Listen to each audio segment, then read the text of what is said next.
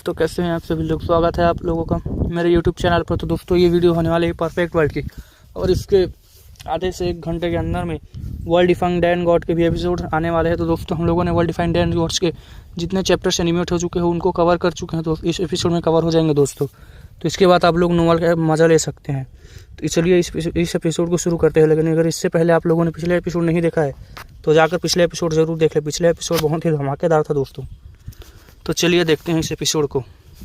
Ancient wooden coffin से lightning फैलती है, पूरा बैटलफील्ड एकदम फ्रीज हो जाता है। ना कोई बोलता है, ना कोई मूव कर रहा था, क्योंकि जो सीन सामने आता है वो नॉर्मल कल्टीवेशन वर्ल्ड के लॉजिक से भी बहुत ऊपर का था। कॉफिन के अंदर एक परफेक्ट फ्लॉलेस वुमेन शांत पड़ी थी, वाइट क्लोथ्स, बिल्कुल किसी फेरी के समान। लेकिन सबसे डरावनी बात यह थी कि उसके शरीर के अंदर कुछ था ही नहीं, सिर्फ एक आउटर सेल, जैसे बॉडी एक कंटेनर हो और उसके हेड के अंदर एक लाइट स्पीयर धीरे धीरे ग्लो कर रहा था। ग्रेट एल्डर मेंग तिएनजिन के चेहरा तुरंत बदल जाता है। वो हैवी टोन में कहते हैं, ये रिबर्थ नहीं है, ये एक घोस्ट इमॉर्टल अवेकनिंग हो सकता है। मतलब ये वुमेन मरने के बाद भी इस जगह की हेवन रीचिंग लक्स से नेचुरल होती रही, और अब ये एक बिल्कुल न्यू एग्जिस्टेंस बन चुकी है। यहाँ तक कि इमॉर्टल मेल्टिंग पॉट और immortal king corpse weeping cloth दोनों भी कांपने लगते हैं। ये वो दोनों वेपन्स नॉर्मली इमॉर्टल्स को भी सप्रेस कर सकते थे, लेकिन ये इस वुमेन के सामने ये भी फ्रीडम लूज कर देते हैं। फैटी काउ यूशेंग घबरा कर बोलता है, भाई ये आज तो इमॉर्टल कॉप्स भी देख कर लिए, अनडाइंग बींग्स भी, और अब घोस्ट अचीवमेंट्स, इमॉर्टिलिटी भी। इस मोमेंट पर सबको फील होता है ये जगह सिर्फ बैटल फील्ड नहीं है, ये एक एंशिएंट फॉरबिडन लैंड है। बैकग्राउंड में अभी भी फिनिक्स पैराफोल नॉर्मल विथर को बजा रही थी। विथर की आवाज़ लाउड होने लगी, ना अग्रेशन, लेकिन हर एक नोट डायरेक्टली सोल पे अटैक कर रहा था। लोगों को लगता जैसे टाइम रुक गया हो और वो सब किसी और ही एरा में पहुंच चुके हो। सब समझ गए चाहते हैं ये जिथर ही है जो इमॉर्टल कॉप्स और अनडाइंग रिमेंस को कंट्रोल करती है। स्नो वाइट स्केलेटन वुमेन अभी भी जिथर के पास खड़ी थी। उसके शरीर में कोई सोल फ्लेम नहीं, फिर भी कमांड दे रही थी। यह बात और भी ज़्यादा टेरिफाइंग थी। दूर आसमान में क्लाउड्स टूट जाते हैं, एक बाद एक आगे इमॉर्टल ग्रेव्स फटने लगती हैं। अनडाइंग बींग्स के कॉप्सेस आसमान में उतरते हैं और स्टेप पे ज़मीन कांपने लगती है। 6 अनडाइंग कॉप्सेस दूर से इमॉर्टल रिमेंस। इस मोमेंट पर यह क्लियर हो जाता है, अगर यही फाइट हुई तो दोनों साइड्स वाइप आउट हो जाएगी। फॉरेन साइड के एल्डर्स भी पैनिक कर जाते हैं। एक एल्डर चिल्लाता है, ये जगह मरने के लिए बनी है। सबका डिसीजन होता है रिट्रीट करने का। तभी उस वुमेन के शब्द आसमान में गूंजे, कौन मेरी एंशिएंट एरा से चली आ रही नींद को डिस्टर्ब कर रहा है। उसी पल सभी लोगों के शरीर पैर कांपने लगते हैं। ना कोई हाथ हिला पा रहा था, ना कोई सांस ले पा रहा था। ये कोई नॉर्मल प्रेशर नहीं था, ये एक एग्जिस्टेंस लेवल सप्रेशन थी। सोचो, एक ऐसी बीइंग जो सिर्फ सपना लेती रही और उस एक ड्रीम में एंडलेस जनरेशन गुजर गई। उसका दिल एक काम रिवर की तरह था और किसी ने उस रिवर में पत्थर फेंक दिया था। यही वजह थी कि उसकी आवाज़ में गुस्सा नहीं बल्कि एक कोल्ड किलिंग इंटेंट थी। सबको एक बात क्लियर दिख रही थी, और आज ये औरत पूरी तरह जिंदा नहीं है, मगर किसी पॉइंट पर उसकी असली बॉडी डिस्ट्रॉय हो चुकी थी। उसका ग्रेट टाव ऑलमोस्ट एग्जिस्टेंस से मिट चुका था। कॉफिन के अंदर सिर्फ एक ह्यूमन स्किन बची थी, परफेक्ट फ्लॉलेस, जैसे हेवेंस ने खुद इसे बनाया हो। ये बिल्कुल वही लेजेंड था, एक ऐसा रास्ता जहां कोई भी बीइंग मरने के बाद भी एक अलग फॉर्म में इमॉर्टल बन जाता है। आज पहली बार सबने इसका रियल रिजल्ट देखा था, इसलिए सब शौक थे ये कौन थी? किसी ने कहा। क्या ये जिंदा होते वक्त किस लेवल पर रही होगी? किसी ने सोचा भी नहीं होगा, किसी ने सोची ना होगी। फॉरेन फाइट के लोग अब पूरी तरह पैनिक मोड में आ चुके थे। ब्रेक थ्रू वो चिल्लाते हैं। Immortal melting pot forcefully activate हो जाता है, लेकिन जैसे जैसे पॉट ज़्यादा रिवाइव होता है वैसे वैसे प्राइस भी ज़्यादा होती जाती है। कुछ लोगों की बॉडी डायरेक्ट ब्लास्ट हो जाते हैं। यंग किंग्स का चेहरा बिल्कुल सफ़ेद पड़ चुका था। अगर एल्डर उन्हें प्रोटेक्ट ना करते तो वो सब कब के वाइप आउट हो चुके होते। बैंग की एक आवाज़ आती है। इमॉर्टल मेल्टिंग पॉट रेजिस्टेंस तोड़कर भागने ही वाला था, मगर उधर great elder Meng Tianzheng coughs weeping cloth से 9 हेवन टेनर्स के लोगों को कवर करते हैं। फैटी काउ यूसेंग चिल्लाता है, सीनियर आप 9 हेवंस को हो ना, फॉरेन फाइट के नहीं हो, उनको मार दो। लेकिन ये वुमेन हल्की सी सांस लेती है। 9 हेवन अदर साइड पास्ट का मिस्ट, मुझे उससे क्या लेना देना। ये सुन के सबका दिल बैठ जाता है। वुमेन का ध्यान इमॉर्टल मेल्टिंग पॉट पर जाता है। ये पॉट थोड़ा फेमिलियर लगता है। उसने कहा। कॉफिन का सरफेस खुलता है, वो बैठ जाती है और फिर एक उंगली से पॉट को टैप करती है। बैंग की आवाज़ आती है, ऐसे जैसे आसमान फट पड़ा हो। पॉट से ब्लड जैसी टेरिफाइंग पावर निकलती है, लेकिन उसके एक सॉफ्ट हैंड मूवमेंट से सब डिसअपीयर हो जाता है। फॉरेन फाइट के लोग बिल्कुल फ्रीज हो चुके थे। ये सीन देखकर एक ही थॉट आता है, ये औरत रूल के अगेंस्ट जाती है, हेवन को भी सप्रेस कर दे। ग्रेट एल्डर लास्ट गैम्बल खेलने चाहते थे।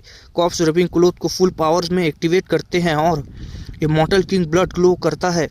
दो इमॉर्टल किंग्स के ऑरास फैल जाते हैं। वो गरज के बोलते हैं, ये आयरन ब्लड बैनर है, 9 हेवंस के वॉरियर्स का सिंबल, आप इसे कैसे भूल सकते हो।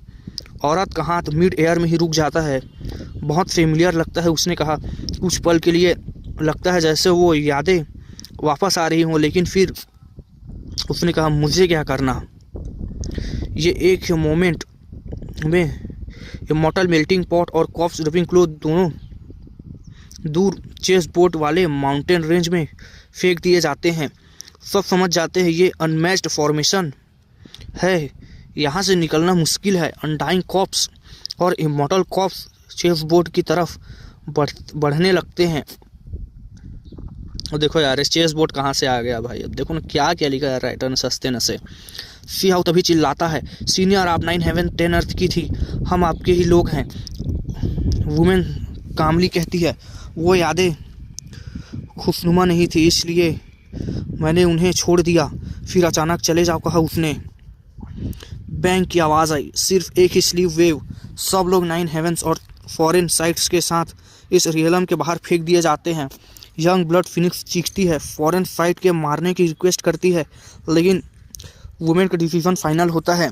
मैं इस दुनिया के झगड़ों में नहीं पड़ना चाहती हूँ, इस वजह से फॉरबिडन रीजन होगी आज से। ये प्राइमल केओस में एक चीज़ निकल कर सामने आती है और वेपिंग क्लोथ पर गिरती है। एक एसेंस स्टिक, इस पर केव्ड वर्ड्स का नाम था इनहेलेशन। सबके चेहरे पीले पड़ जाते हैं। ये कोई नॉर्मल चीज़ नहीं थी। ग्रेट एल्डर सीरियस हो जाता है, इसका मतलब फ्यूचर में पता चलेगा, किसी ने कहा, पर यह चीज़ डिज़ास्टर ला सकती है। जाइंट ब्लैक मॉन्यूमेंट गिरता है, तभी एंशिएंट रियलम सील हो जाता है। सी हाउ तभी अपने मन में सोचता है, क्या सारे रेस्ट्रिक्टेड एरियाज ऐसे ही बने हैं, सब एक दूसरे को देखते हैं।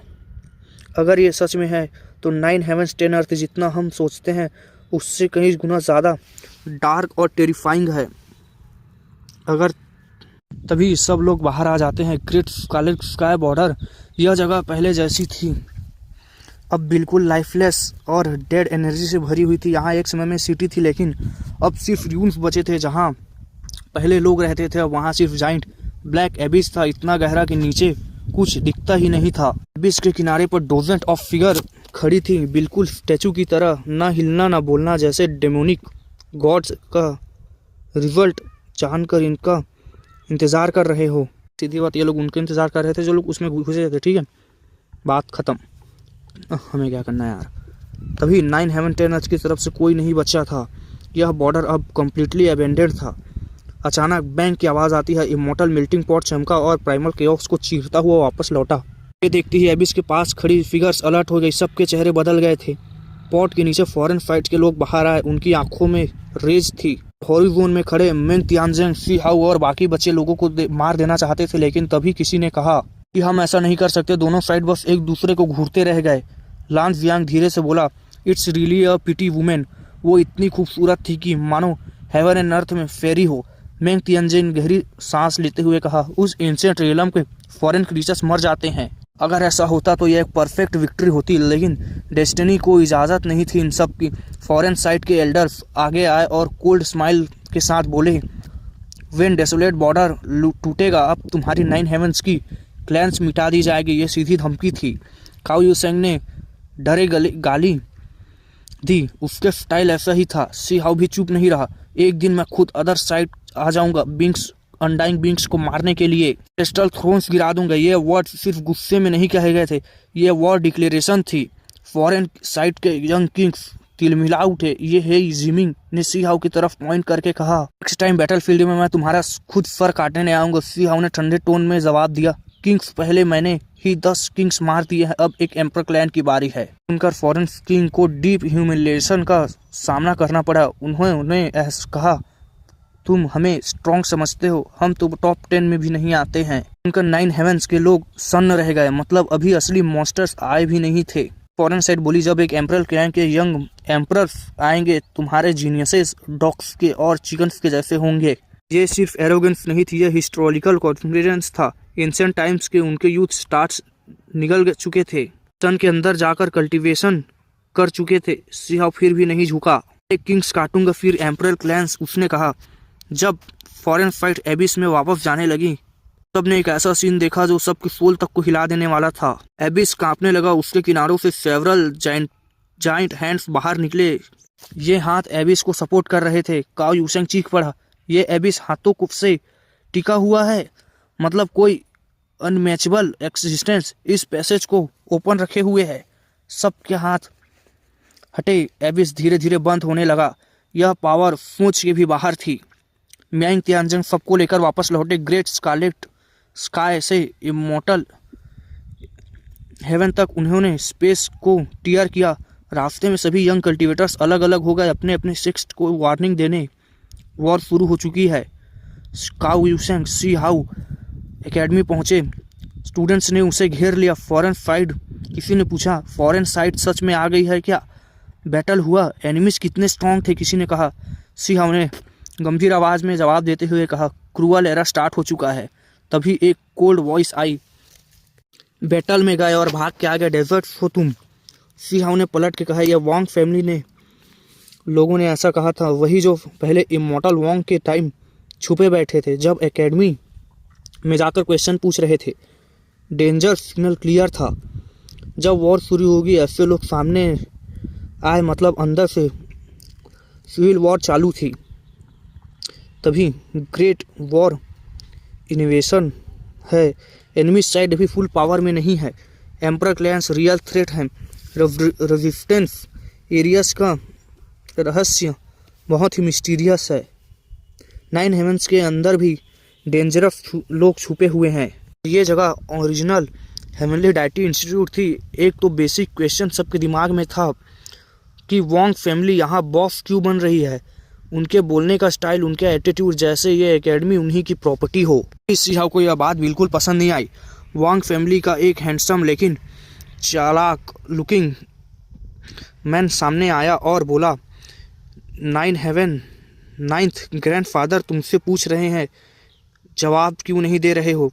सी हाउ ने बिल्कुल काम टोन में कहा, वो तुम्हारे 9th ग्रैंडफादर हैं, मेरे नहीं।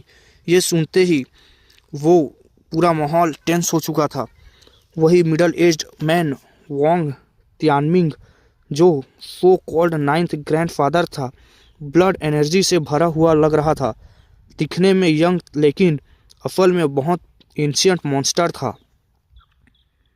किसी और ने चीख के बोला, जवाब क्यों नहीं दे रहे हो? सीहाउ ने सीधा पूछ लिया, तुम लोग हेवनली डेटी इंस्टीट्यूट में आकर ऐसे बिहेव कर रहे हो जैसे यहाँ के मास्टर हो। मैं तुम्हें क्यों जवाब दूं? वोंग फैमिली के घर नहीं आता, ये वोंग फैमिली का घर नहीं है। काओ यूसेंग भी चुप नहीं रहा। उसने कहा, ग्रेट स्कारलेट स्काई बॉर्डर में तुम लोग दिखे भी नहीं और यहाँ हीरो बन रहे हो। ये सीधे टॉन्ट था उनको। वोंग तियानमिंग गुस्सा हो गया। उसने कहा, चुप हो जाओ। उसकी आवाज़ दाऊ साउंड बन गई। लाइटनिंग जैसी स्ट्राइक्स हुई, स्पेस तक कांप गया। पूरा हेवनली डेटी इंस्टीट्यूट हिल गया था। सब शौक में थे, यह एकेडमी है, बैटलफील्ड नहीं। किसी ने कहा, वोंग फैमिली के लोग सीधे अटैक पे आ गए हैं। सच बताओ, बैटलफील्ड छोड़कर क्यों भागे? तुम सब डेजर्ट्स हो। ये सबसे डेंजरस मूव था। बिना पूछे बिना प्रूफ सीधे लेबल लगा दिया था। सीहाउ भड़क उठा। वोंग फैमिली, तुम होते कौन हो हमें जज करने वाले? तुम्हारा असली मकसद क्या है? एकेडमी में साइलेंस छा गया। स्टूडेंट्स भी समझ गए कुछ तो गड़बड़ है। वांग तियानमिंग ने ठंडा सा एक्सक्यूज दिया, फॉरेन साइड इन्वेट कर चुकी है, तुम पेट्रोल कर रहे हो। हेवनली डेटी इंस्टीट्यूट इमॉर्टल जगह है, इसलिए हम सबको इंटरोगेट करना चाहते हैं। फिर अचानक ऑर्डर दिया गया, सिर्फ ये लोग क्यों वापस आए हैं, इन्हें पकड़ लो। सबके चेहरे उड़ गए। ये इंटरोगेशन नहीं, टारगेट अरेस्ट था। तब एक एल्डर आगे आया, एकेडमी का अकेला एल्डर जो यहाँ बचा था। वांग फैमिली, तुम हद पार कर रहे हो, उसने कहा। लेकिन तुरंत ही वांग फैमिली के 2 लिविंग फॉसिल्स एल्डर्स उसके सामने आ गए। मतलब क्लियर था, वांग फैमिली फोर्सफुली सीहाउ को लेने आई थी। नॉर्मली फनी रहने वाला काओ यूसेंग आज सच में गुस्सा था। हुआंग ने फ्रंट लाइन पे 10 यंग किंग्स को काट दिया, 9 हेवंस का नाम ब्राइट कर दिया और तुम लोग पीछे छुप कर अपने ही लोगों को वार कर रहे हो। यह सुनते ही सब स्टूडेंट्स हिल गए। 10 victories, 10 crown kings slay. Blood boil हो गया सबका। वांग तियानमिंग ने बिल्कुल इमोशनलेस रिप्लाई दिया, सिर्फ तुम्हें बात कौन मानेगा? पर्पल सन हेवनली मोनार्क जैसे लोग मार दिए गए और तुम जिंदा आ गए। क्लियरली तुम कुछ छुपा रहे हो। सबको पता था अगर सीहा उनके हाथ लगा तो वो क्रिपल होगा और सीधे मार दिया जाएगा। सच ये था, वांग फैमिली को पता चला था कि सीहाउ ने नॉर्दर्न स्टोन फॉरेस्ट से एक टेरिफाइंग स्क्रिप्चर हासिल किया है। पॉसिबल नेम था इनपेरिबल स्क्रिप्चर। ये इमॉर्टल वैंग ने खुद लिखा था। अगर इमॉर्टल वैंग को ये मिल जाता तो ट्रू इमॉर्टलिटी के एक और कदम आगे बढ़ सकता था। इसलिए बैटलफील्ड इग्नोर कर रहा था, सीधे एकेडमी के रूल्स इग्नोर कर रहा था। ये सिर्फ सीहाउ को पकड़ना चाहता था। वैंग फैमिली से तियानमिंग धीरे धीरे आगे बढ़ा। खुद सरेंडर करोगे या हम फोर्स करें? कहते हुए सीहाउ बिल्कुल काम था। मैं यहीं खड़ा हूँ, जो उखाड़ सकते हो उखाड़ लो, उसने कहा। सब शॉक हो गए। वांग तियानमिंग हंसा, एक सीनियर हमारे सामने तू ड्रैगन भी तब कुछ नहीं कर पाता। वो एक और कदम आगे बढ़ा। सीहाउ ने बस एक लाइन बोली, किल। बैंग, जमीन फट पड़ी और ब्लैक वॉर स्पीयर्स नीचे से निकला कर तियानमिंग को सीधे चीर दिया। वो हवा में लटक रहा था। तब एक गोल्डन लिटिल एंट सामने आई, हेवनली हॉर्न्ड एंट लीनियस से। उसके साथ एंशिएंट ब्लैक आर्मर्ड वॉरियर्स निकले। गोल्डन एंट ने ठंडे टोन में बोला, मेरे टेरिटरी में आकर गड़मस्ती मत करो, सीधे मौत दूंगा तुम्हें। वॉर्म फैमिली का मास्क उतर गया। एकेडमी एक बैटलफील्ड बन चुकी थी। सीहाउ के पास रियल बैकिंग था। इटर्नल बिट्रेयल का डेंजर रियल है। वॉर सिर्फ बाहर नहीं अंदर चल रहा है। किसी ने कहा, अगर चाहो तो। अचानक पल भर में सब कुछ बदल गया था। किसी को समझने का मौका भी नहीं मिला था कि अचानक डार्क स्पीयर का एक पिच ब्लैक अटैक, बिल्कुल इंक जैसा काला, शार्प, सीधे वांग टाइमिंग के शरीर के आर पार हो चुका था। उसे हवा में लटका कर जैसे किसी मच्छी को काट के फंसा दिया गया हो। खून हवा में बिखर गए। पूरा ग्राउंड लाल हो चुका था कि इसी वक्त बैंग की आवाज़ से ज़मीन फट गई।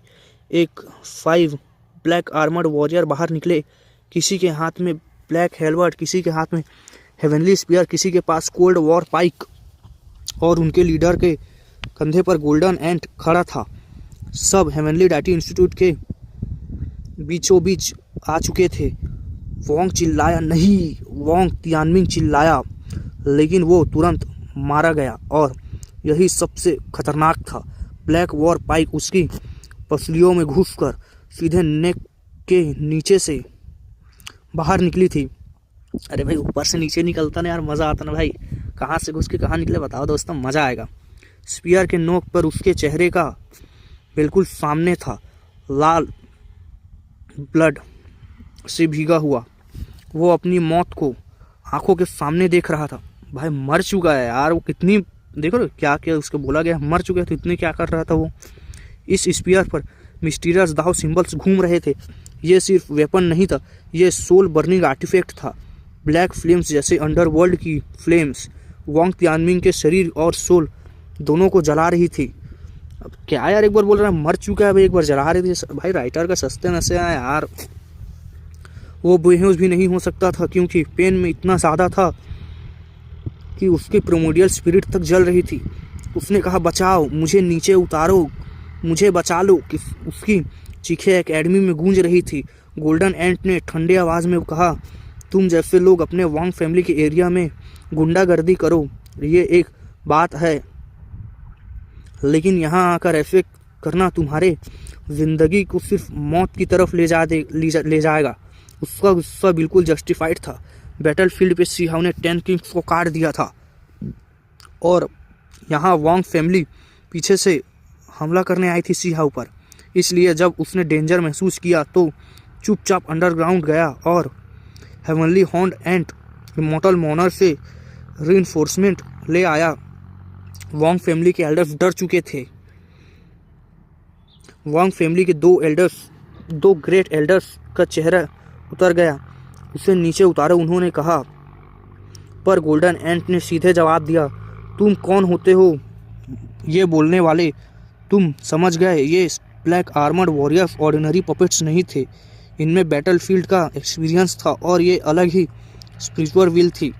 सी हाउ आगे बढ़ा और वोंग तियानमिंग को देखकर बोला, मैंने पहले ही वॉर्न किया था और एक कदम बढ़ाया तो सिर्फ मौत पक्की है तुम्हारी। वोंग तियानमिंग चिल्ला रहा था, मुझे उतारो, मैं और नहीं सह सकता। उसकी सोल धीरे धीरे राख बन रही थी। वोंग फैमिली के लोग अब भी झूठ बोल रहे थे कि तुम लोग रेबेलियन कर रहे हो। काओ यूसेंग गुस्से से बोला, शर्म भी आ रही है तुम्हें? तुम खुद पीछे छुपे थे और हमें रेबेलियन बोलकर खुद हीरो बन रहे हो। सी हाउ ने हाथ उठाया और बोला, किल हिम।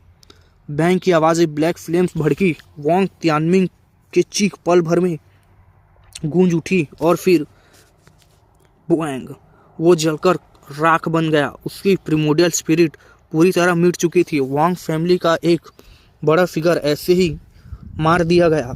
सब लोग सन्न रह गए। ये एक लॉन्ग लाइफ फैमिली का एल्डर था। गोल्डन एंट कामली बोला, ये ब्लैक फ्लेम वाइल नहीं, ये इमॉर्टल दाव फायर है। इसी फ्लेम से हमने बैटलफील्ड में एनिमीज को जलाया था। ये सुनकर वोंग फैमिली के लोग भी डर गए। सी हाउ ने ठंडी आवाज़ में कहा, seniors action low.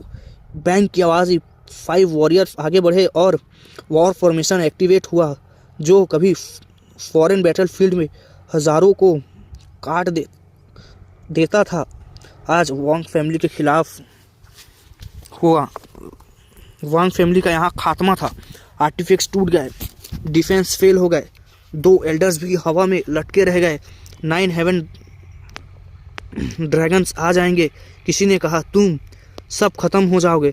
See how का सिर्फ एक ही जवाब था, आने दो, सबको मार देंगे। अगले ही पल सब ब्लड मिस्ट में बदल गए। पूरा हेवनली डाइटी इंस्टीट्यूट चुप हो गया। एक लॉन्ग लाइफ फैमिली, एक सुप्रीम एक्सपर्ट, यही मार दिया गया था। गोल्डन टेड ने पूछा, अब क्या? सी हाउ ने बिना रुके जवाब दिया, इम्प्रेसिबल हेवन में वोंग फैमिली के स्ट्रॉन्ग होल्ड्स मिटा दो। एक भी जिंदा ना बचने पाए। सब शॉक थे। एकेडमी के एल्डर्स ने कहा, सोच समझ के डिसीजन लो, अगर 9 हेवन के ड्रैगन्स इमॉर्टल वैंग आए। सी हाउ ने सिर्फ एक लाइन बोली, ग्रेट एल्डर लौट चुके हैं। सुनते ही सब एल्डर्स खुश हो गए। सी हाउ ने ऑर्डर दिया, सभी को मार दो। सी हाउ के शॉर्ट और एब्सोल्यूट रूथलेसनेस, इस बार उसने किसी को भी छोड़ने का फैसला नहीं किया था। वांग फैमिली के जितने भी लोग वहां मौजूद थे, एक भी नहीं बचा। पूरी टीम वाइप आउट कर दी गई थी। लेकिन कहानी यही ख़त्म नहीं हुई। सी हाउ जानता था ये सिर्फ एक छोटी फाइट नहीं है, ये पूरे वांग फैमिली की कॉन्स्पिरेसी है। इसलिए उसने काओ यूसेंग, चेन गैंगयान और हेवनली डाइटी इंस्टीट्यूट के एल्डर से डिस्कशन किया। अब सवाल ये नहीं था कि क्या लड़ाई होगी, बल्कि सवाल ये था कहाँ और कैसे अटैक करना है। सबके सामने एक ही थॉट था, क्या हुआंग आसमान में भी चीर देना चाहता है। जैसे ही ये न्यूज़ फैली, सी हाउ ने वांग फैमिली के लोगों को मार दिया है, पूरे हेवनली डाइटी इंस्टीट्यूट में गुस्सा फट पड़ा। लोग कहने लगे, वांग फैमिली हद पार कर चुकी है। फ्रंट लाइन पर लड़ने वाले हीरो के ऊपर पीठ पीछे वार करना सीधा जंग का आगाज था। गोल्डन एंड तो और भी एक्साइटेड था। कहा, हाँ अब मज़ा आएगा। वांग फैमिली का स्ट्रॉन्ग होल्ड पे खुद चल के आएंगे। सी हाउ खुद वॉरशिप पर चढ़ता है, उसके साथ कई पावरफुल लोग भी थे। टारगेट क्लियर था, हेवनली डाइटी इंस्टीट्यूट के पास वाला वांग फैमिली का स्ट्रॉन्ग होल्ड मिटा देना, यानी ब्रांच फैमिली को मिटा देना। यार सी हाउ जानता था यही से इंटेलिजेंस गैदर की जाती है, यही से इंस्टीट्यूशन पर नज़र रखी जाती है। सीधी बात यहीं से यार उनका पूरा खबर वबर जो होता है जाता है, स्पाई एजेंसी, उनकी बात ख़त्म। इसलिए यह जगह सबसे पहले डिस्ट्रॉय होनी थी। एक एंशियंट कैसल, चारों तरफ से माउंटेन्स, ऊंचे ऊंचे ancient trees, perfect cultivation place और वांग फैमिली की ब्रांच एकेडमी। जैसे ही वॉरशिप आती है, किसी ने कहा कौन है, गार्ड चिल्लाते हैं। ये एरोगेंट यंगस्टर्स बाहर खड़े होते हैं पूरे एटीट्यूड में। वांग फैमिली के रिस्ट्रिक्टेड एरिया में घुसने की हिम्मत, सबको मार दिया जाएगा। किसी ने कहा, उनमें बिल्कुल आइडिया नहीं था कि सामने कौन है। वॉरशिप रुकती नहीं है, सीधे माउंटेन के साथ ग्लाइड करते हुए बूम की आवाज़ के साथ मेन गेट ट्रम्बल हो जाता है। फॉर्मेशन एक्टिवेट होती हैं, सिंबल्स चमकने लगते हैं। लेकिन वॉरशिप बहुत पावरफुल है। बिल्डिंग एक एक करके कोलैप्स होने लगते हैं। गार्ड्स जो अभी एरोगेंस में थे, जान बचाने के लिए ज़मीन पर गिर जाते हैं। कैसल के अंदर से आवाज़ आती है, तभी कौन है जो वांग फैमिली के ब्रांच एकेडमी पर हमला करने की हिम्मत करता है। एक मिडल एज्ड मैन एक्सपर्ट निकलता है। उसकी कल्टीवेशन स्ट्रॉन्ग है, लगभग वांग तियानमिंग के लेवल की। वो सी हाउ को पहचान लेता है। हुआंग, उसने कहा, तुम यहाँ कैसे हो? वांग फैमिली तियानमिंग कहाँ है? सी हाउ ठंडे लहजे में बोलता है, वो मर चुका है। ये सुनते ही वांग फैमिली के चेहरे उतर जाते हैं। लीडर तुरंत डिसीजन लेता है, भागो। लेकिन सी हाउ चिल्लाता है, कोई भी भाग के नहीं जा पाएगा। तुम लोग यही हेवनली डाइटी इंस्टीट्यूट के मॉनिटर कर रहे थे ना। वॉरशिप से एंशिएंट सिंबल्स एक्टिवेट होते हैं, बैंग बैंग, कई लोग वही मारे जाते हैं। एक ब्लैक आर्मर्ड सोल्जर उड़ता हुआ आता है और उसके हाथ में स्पीयर मिडल एज एक्सपर्ट के सीधे हवा से काट देती है। सी हाउ जिंदा रखना चाहता था उसे, क्योंकि सच में उससे कुछ इन्फॉर्मेशन हासिल हो सकती थी। उसका सी ऑफ कॉन्शियसनेस स्कैन करते ही और शॉकिंग ट्रूथ सामने आता है। इम्पेरिबल स्क्रिप्चर, इमॉर्टल वैंग ऑलरेडी सब कुछ डिडक्ट कर चुका था। सी हाउ का दिल कांप उठता है। वांग फैमिली के एक्सपर्ट्स कॉम्प्रोमाइज़ करने की कोशिश करते हैं, लेकिन इस बार मैटर को यही ख़त्म कर देते हैं। लेकिन उसकी आंखों में छुपी हुई हेट्रेड सी हाउ देख रहा था। सी हाउ खुद स्वॉर्ड से उसके प्रिमोडियल स्पिरिट को ख़त्म कर देता है। उसने कहा, जब डिसीजन लिया है तो आधा काम नहीं करते। उस दिन वांग फैमिली के 4 ब्रांच डिस्ट्रॉय हो चुके थे। सभी इम्पोर्टेंट फिगर्स मार दिए गए थे। पूरे 9 हेवन शॉक वेव फैल जाती है। हुआंग ने लॉन्ग लाइफ फैमिली के स्ट्रॉन्ग होल्ड्स पे अटैक कर दिया है। ये सीधे हेवन सीकिंग इवेंट था। अब वांग फैमिली चुप नहीं बैठने वाली थी। 100 of war carriers 9 giant beast के साथ रंबल की साउंड से आसमान कांप उठता है। लीडर है इन सभी का वॉन वेंग, 9 ड्रैगन्स के डिसेंडेड एशियंट जनरेशन का terrifying expert. Copper green war carrier battle से भरा हुआ यह सीन देखकर सब समझ जाते हैं वांग फैमिली फुल वॉर मोड में आ चुकी है। तो दूर से आवाज़ आती है, हुआंग कहाँ है तू? आवाज़ लाइटनिंग की तरह शार्प थी। सी हाउ माउंटेन के टॉप पर खड़ा होकर कहता है, तुम लोग बॉर्डर पे फॉरेन एनिमीज से लड़ने नहीं गए और यहाँ अपनी साइड को घेरने आ गए। बताओ, क्या तुम लोग 9 हेवंस के बिट्रे कर रहे हो? वॉर कैरियर से एक ठंडी और एरोगेंस आवाज आती है, यंगस्टर्स क्या ये तरीका है एल्डर्स से बात करने का? ना रिस्पेक्ट ना मैनर्स। मतलब खुद आर्मी लेकर हेवनली लैटिन इंस्टीट्यूट को घेर लिया और अब रिस्पेक्ट और प्रायोरिटी की बात कर रहे हैं। बताओ इनको। कावी युसेंग ने ताना मारते हुए कहा, यह बुढ़ा फस में बेकार है। सब कुछ खुल चुका है, फिर भी चाहता है सी हाउ झुक के सलाम करे। लिटिल एंड भी सिर हिलाता है। उसके टेम्पर वैसा ही शॉर्ट है। अगर चॉइस होती तो अभी मैसेज में मैसेकर मचा देता। सी हाउ बिल्कुल काम, लेकिन वर्ड्स तीर के समान साफ थे। उसने कहा, तुम लोग आर्मी लेके आए हो, पूरा किलिंग इंटेंट छोड़ रहे हो और फिर भी एल्डर्स और रिस्पेक्ट की बातें कर रहे हो। मैंने अगर सीधे ये नहीं पूछा होता कि तुम दूसरी फाइट से मिल चुके हो तो वही मेरी कोर्टसी होती। पता नहीं यार क्या क्लियर मैसेज था। No fear no respect for hypocrisy. वाह यार, वांग फैमिली का असली मकसद था कि हुआंग, तुम जानते हो हम क्यों आए हैं? सी हाउ ठंडिया हंसी हंसते हुए कहता है, हाँ जानता हूँ। तुम लोग माफ़ी मांगने आए हो ना? अगर सच में सिंसियर हो तो बॉर्डर जाओ और फाइट करो। यहाँ मेरे लोग जान दे रहे हैं। यह सुनकर वांग फैमिली का एक यंगस्टर फूट पड़ा। उसने कहा, आज तो तू मरेगा, चाहे इमॉर्टल क्यों ना हो आ जाए। काओ युसेंग हंसते हुए बोला, अरे कौन कह रहा है? कुत्ते भौंक रहे हैं। रीजन खत्म हो गया क्या? हजारों लोग एक साथ चिल्लाए, अपना मुंह बंद रखो। हंड्रेड्स ऑफ माउंटेन्स रोर करते हैं। पूरा 9 हेवन डैटी इंस्टीट्यूट के टेम्परेचर गिर जाता है।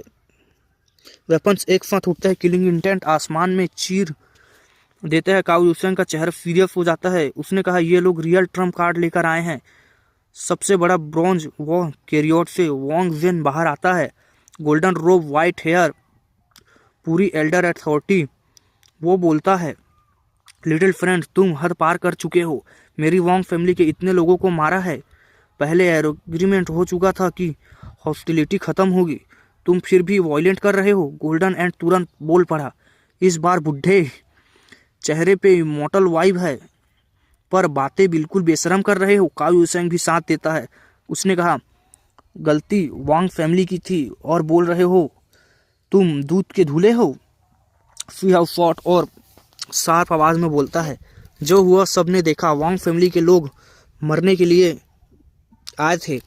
वॉन वेंग सॉफ्ट टोन में कहता है, तुम हारी जान नहीं लेंगे हम लोग।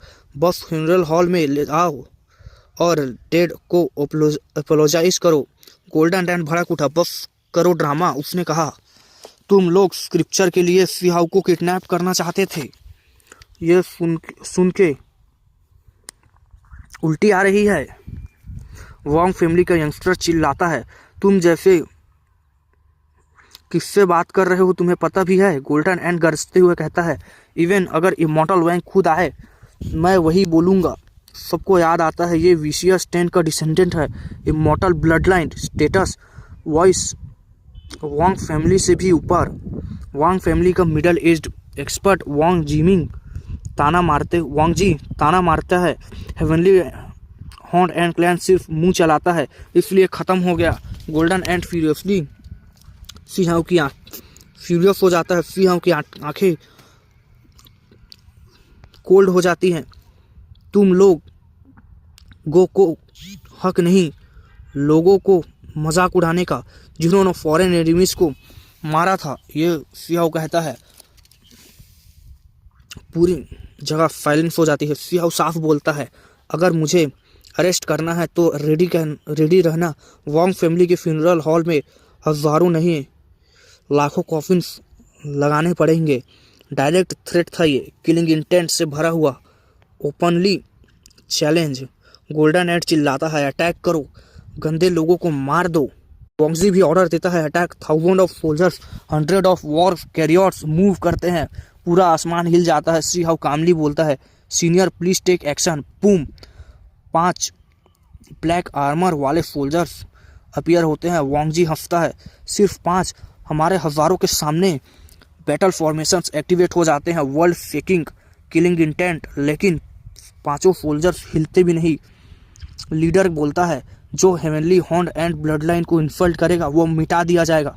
और फिर किलिंग इंटेंट इरप्ट करते हैं सभी, जैसे माउंटेन्स और कॉप्सेस सीज ऑफ ब्लड में बदल चुके हों। 5 सोल्जर्स आर्मी के बीच से मारते हुए broken weapons, savoured limbs, exploding war carriers. Wong family के ट्रम्प कार्ड को पल भर में मिटा दिया था। सिंहाव खुद स्टंट हो गया था। एक सोल्जर ब्लैक लाइटनिंग बन जाता है। वॉर पाइक सीधे वॉन्ग जी को छेद देता है। हवा में टांग दिया जाता है उसे भी। वो चिल्लाता है, heavenly horned and blood line को कोई इंसल्ट नहीं कर सकता। पूरा बैटलफील्ड शांत हो जाता है। सिंहाव और सब उसे चीयर करने लगते हैं। सिंहाव साइन करता है, क्योंकि ये 5 सोल्जर्स फॉरेन एनिमीज के खिलाफ लड़ने वाले लेजेंड्स थे। आज उन्हें अपनी ही साइड के लोगों को मारना पड़ रहा है। जो जीत थी, लेकिन बेटर स्वीट। 5 अनमैच्ड हीरोज कभी डेसोलेट बॉर्डर पर दुनिया हिलाने वाली बैटल लड़ चुके थे। उनके साथ हाथों एंडलेस फॉरेन एनिमीज के खून से रंगे हुए थे। आखिर तक लड़ते रहे, लेकिन जब वापस आए उनकी बॉडीज ऑलमोस्ट कम्प्लीटली डिस्ट्रॉय हो चुकी थी। तब उनके पास सिर्फ एक ही ऑप्शन था, खुद की बॉडी को पपिट में रिफाइन कर देना। ये कोई नॉर्मल फाइटर्स नहीं थे, ये ओल्ड सोल्जर्स थे जो कभी फॉरेन रेस के अगेंस्ट 9 हेवन को प्रोटेक्ट करते थे। और आज उन्हें 9 हेवन्स के ही डिसेंडेंट्स के साथ अगेंस्ट वेपन उठाना पड़ रहा था। ये सोचकर ही उनके दिल में हेल्पलेस भर उठी थी। उनके स्पीयर्स रुख फॉरेन एनिमीज की तरफ होना चाहिए, लेकिन आज अपने साइड के लोगों को मारना पड़ रहा है। वॉन्ग जी हवा में स्पीयर से टंगा हुआ था। उसका पूरी शरीर कांप रहा था। वो कहता है चिल्लाते हुए, तुम लोग मुझे डिसअपॉइंट कर दिया।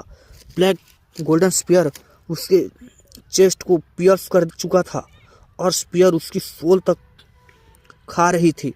खून स्पीयर से टपक रहा था। एक टेरिफाइंग साइट। वॉन्ग जी हिल गया। उसका पूरा शरीर सिर्फ चिल्लाना उसका काम था।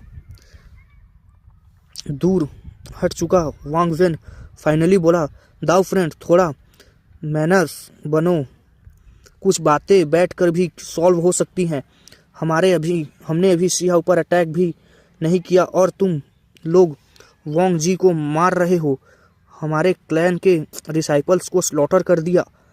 ये क्या कुछ ज़्यादा नहीं हो गया? उसने कहा। वो सेफ डिस्टेंस पर था। उसका war carrier strange bone text से घूम रहा था, जिस वजह से वो 5 ओल्ड सोल्जर्स के अटैक से बच गया था। पूरा एरिया बिल्कुल शांत हो गया। थाउजेंड्स की आर्मी हेवनली डेटी इंस्टीट्यूट को घेर कर खड़ी थी, लेकिन कुछ पल में 10,000 से सिर्फ 100 से ज़्यादा लोग डायरेक्टली क्रश कर दिए गए थे। बॉडीज हर जगह पड़ी थी। काओ यूसेंग गुस्से में बोला, तुम लोग गो में अभी भी बात करने की शर्म है? हजारों की आर्मी लेके आए हो, सीधे सिंहाव को पकड़ने का प्लान था और तुम रेजिस्ट भी ना करे। हम लोग क्या तब तक वेट करे जब तक एग्जीक्यूशनर को ब्लेड हमारी गले पर रख दो। स्ट्रेट फैक्ट्स नो सरकैट्स, उसने कहा। वांग फैमिली के ये इलाइट उनके ट्रम्प कार्ड थे, लेकिन 5 सोल्जर्स के सामने सबकी तरह सब्जी मूली की तरह काट दिए थे। एक सेकंड में ओवर 100 इलाइट्स मर चुके थे। वांग जिंग ने फिर बोला, वांग जी को छोड़ दो, हम बैठकर बात कर सकते हैं। वाइट हेयर, स्मूथ स्किन, एक इमॉर्टल टाइप ऑरा, लेकिन अंदर से कैलकुलेशन चल रही थी। वांग जी उसका डिसेंडेंट था, स्टेटस भी लो नहीं था, वो उसे मरते हुए नहीं देख सकता था। सी हाउ ने बिना इमोशन के कहा, उसे मार दो। उसमें आंखों में कोई रिग्रेट नहीं था। सोल्जर लीडर ने गरजते हुए कहा, heavenly horn and blood line को कभी इंसल्ट नहीं करना चाहिए। बैंक स्पीयर हिलती है। वांग जी सिर्फ एक मेजरेबल स्क्रीम निकाल पाता है और अगले ही पल में ब्लडी मिस्ट बनकर फट जाता है।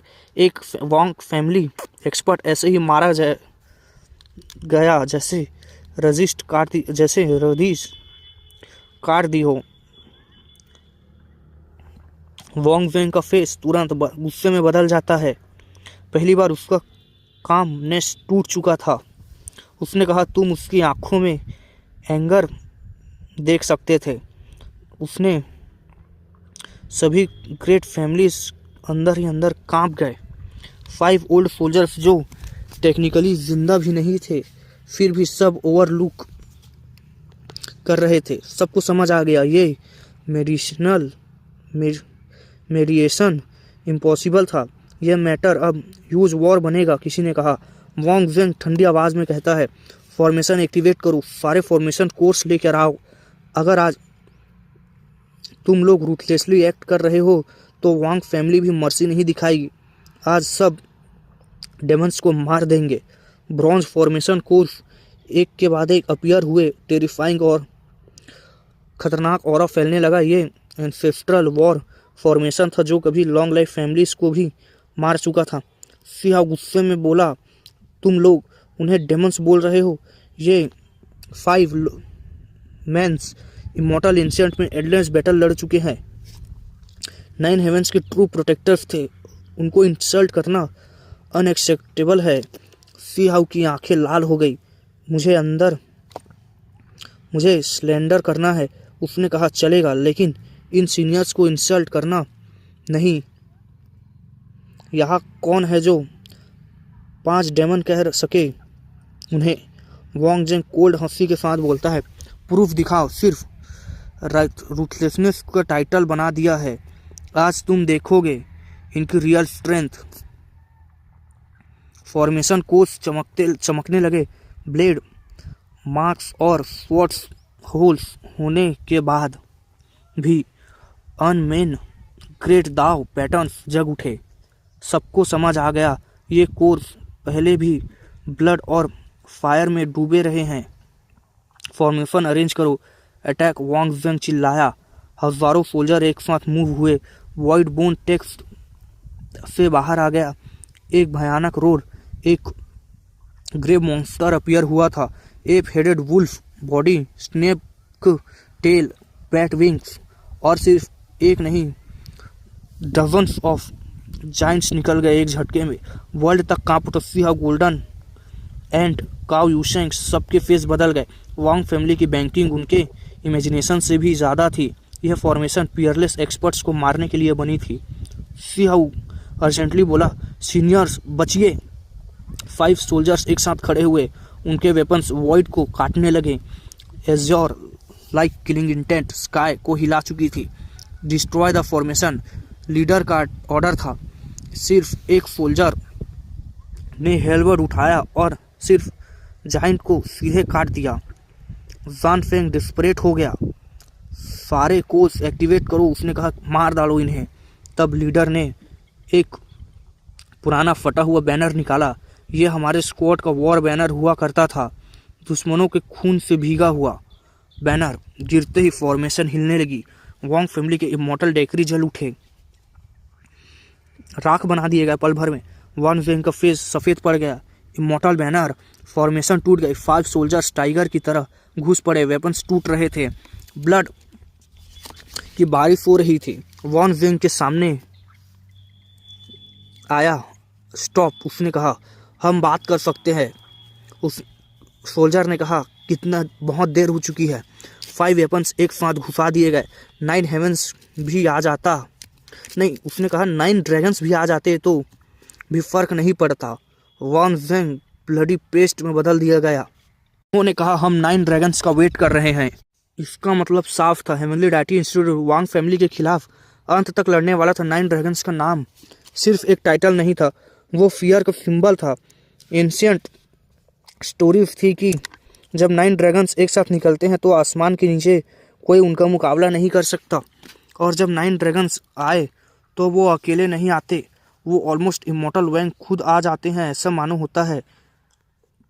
और आज हेवनली डेटी इंस्टीट्यूट ने सेकंड ड्रैगन के एल्डर सन को मार दिया था। इसका मतलब था no face saved, no relationship, सब कुछ कम्प्लीटली ब्रोकन।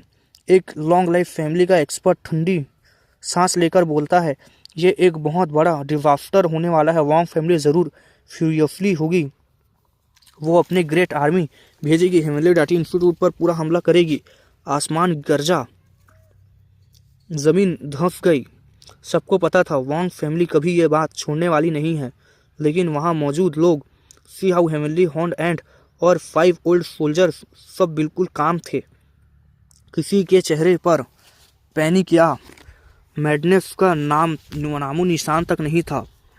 इस वक्त वांग फैमिली के हज़ारों सोल्जर्स कंप्लीटली डिसऑर्डर में थे। लीडर मर चुके थे, फॉर्मेशन टूट चुकी थी। किसी ने कहा, मार डालो एंसेस्टर्स, वांग वेंग का बदला लो। कुछ वॉर जनरल्स चार्ज करने लगे। हेवनली डेटी इंस्टीट्यूट के एल्डर ने कहा, तुम्हारी पावर बेकार है, कामों में लग रही है, सरेंडर करो। लेकिन उससे पहले ही स्मॉल वॉर बैनर एक्टिवेट हुआ। एक ही हट में 500 से ज़्यादा लोग ब्लास्ट हो गए। ये कोई नॉर्मल फ्लैग नहीं था, ये इमॉर्टल वॉर्स देख चुका बैनर था। ये 5 पर्सन्स एक्सीडेंट से नहीं बचे थे, ये हंड्रेड्स ऑफ बैटल से जिंदा लौट कर वापस आए थे। इस मैसेकर के सामने वांग फैमिली के इलाइट सोल्जर्स बिल्कुल वीक लग रहे थे। डिफरेंस हेवन एंड अर्थ जैसा था। सी हाउ ने गरज कर कहा, डाई या सरेंडर। उन्हें एक चॉइस दी। किसी ने चीख कर कहा, तुम वांग फैमिली को थ्रेटन कर रहे हो। सी हाउ मुस्कुराते हुए कहता है, मुझे कभी किसी चीज़ से थ्रेटन महसूस नहीं हुआ। वांग फैमिली के लोगों को मैं पहले भी मार चुका हूँ। तुम्हें लगता है मैं सिर्फ नाम सुन के डर जाऊँगा? वो आदमी चुप हो गया। Totally suspense, suppression. जिन्होंने कहा, अगर जीना चाहते हो तो अपने वेपन्स गिरा दो और ज़मीन पर लेट जाओ। 5 सोल्जर्स आगे बढ़े और स्लॉटर नहीं, सिर्फ एब्सोल्यूट सप्रेशन। वेपन्स हवा में उड़ गए। सप्रेशन प्रेशर इतना ज़्यादा था कि 3000 सोल्जर्स ज़मीन पर चिपक चुके थे। सब जिंदा थे लेकिन पकड़े हुए। एल्डर चिल्लाया, वांग फैमिली का, तुम लोग अंधी लॉयल्टी दिखा रहे हो। तुम वांग फैमिली को प्रोटेक्ट कर रहे हो, 9 हेवंस को नहीं। इंटरनल स्ट्राइक पैदा कर रहे हो। इस हिसाब से तुम सब सिनर्स ब्लड हो। उन्होंने डेसोलेट बॉर्डर पर भेजने का डिसीजन हुआ। उन्हें यानी कि उन सोल्जर्स को वांग फैमिली के डेसोलेट बॉर्डर पर भेज देंगे, यह फैसला किया गया मिलकर। एक वॉर जनरल चिल्लाया, तुम हमें पनिश नहीं कर सकते, हम वांग फैमिली के हैं। बैंक सियाह ने स्वॉर्ड को घुमाया, उसका सर एक झटके में काट दिया। प्रिमोडियल स्पिरिट शटर हो गई, ब्लड बहने लगा। कोई रहम नहीं, बाकी सब चुप हो गए। सियाह ने उन्हें घूर कर देखा और बोला, 9 हेवंस 10 अर्थ के इलाइट सोल्जर्स डेसोलेट बॉर्डर पर लड़ रहे हैं। तुम्हारी वांग फैमिली कहाँ है? तुम यहाँ इटर्नल वॉर कर रहे हो। इंटरनल वॉर यानी सिविल वॉर। यार सीधी बात, 9 हेवंस में सिविल वॉर चल रही है वांग फैमिली की वजह से। हमें शक है तुम एनिमी के साथ कोलैब कर रहे हो। यह बात न्यूक्लियर बॉम्ब जैसी थी। अगर ये प्रूव हो गया तो वांग फैमिली सब क्लैंस के एनिमी बन जाती। किसी ने कहा, तुम हमें स्लेंडर कर रहे हो, एक जनरल चिल्लाया। सी हाउ ने सीधे बोला, तो प्रूव करो अपनी इनोसेंस, डेसोलेट बॉर्डर पर आर्मी भेजो, मैं वेट करूंगा। सी हाउ बैठ गया। सब समझ गए वो 9 ड्रैगन्स का वेट कर रहा था। अगर वो आए तो स्काई सेटरिंग वॉर होगी। वांग जेन मारा गया, 3000 सोल्जर्स कैप्चर कर लिए गए। ये खबर लाइटनिंग की तरह 9 हेवंस में फैल गई। लोग सोचने लगे, क्या वांग फैमिली सच में सस्पिशियस है? न्यूज आई, वांग फैमिली के पूरे लैंड में ब्लड रेड लाइट फूट रही पड़ी है। एक पियरलेस फिगर सक्लूजन से बाहर आ गई है। फिर दूसरी खबर आई, 9 ड्रैगन्स मूव कर रहे हैं हेवनली डायटी इंस्टीट्यूट की तरफ। एक जाइंट वॉरशिप स्टार के साइज की इमॉर्टल ऑरा से भरी हुई, वॉइड को फांटता हुआ इसकी शैडो से पूरी जमीन अंधेरे में डूब रही थी। ये वही शिप थी जो कभी इमॉर्टल वैंग यूज करता था। किसी ने कहा, क्या सारे 9 ड्रैगन्स आ गए हैं? लोग कांप गए। 9 ड्रैगन्स एक साथ इनविंसिबल हैं। किसी ने कहा, वॉइड से एक आवाज आई, हेवनली डायटी इंस्टीट्यूट, तुम्हारे क्राइम्स माफ नहीं किए जा सकते। मेरे बच्चों को मारा है तुमने, क्लैंस को इंसल्ट किया है, सबको खून से इसकी कीमत चुकानी हो गई। ये वांगेर सेकंड ड्रैगन था। किलिंग इंटेंट से भरा हुआ आसमान हिला रहा था। वांगेर ने हाथ उठाया, एक टेरिफाइंग हेलबर्ड अपीयर हुआ। ये वांग फैमिली का सेक्ट सप्रेशन सुप्रीम ट्रेजर था। लॉन्ग लाइफ वॉर हेलबर्ड इसका नाम था। इमॉर्टल एनर्जी वॉर फ्लो कर रही थी। पूरा वर्ल्ड 2 टुकड़ों में कटने वाला था और यहीं से असली स्टॉर्म शुरू होता है। 9 heavens versus heavenly deity institute, see how versus destiny.